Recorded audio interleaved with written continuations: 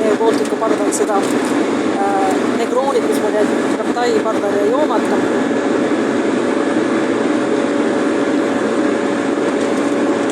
Ja see on luterlik Negroni, et ütleme, Rooma katoliiklane, kes nagu usub päriselt.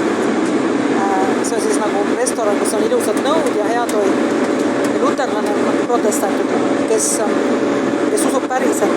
Ta on nagu restoran, kus on inetud nõud ja aga väga hea sisu, toit on väga hea.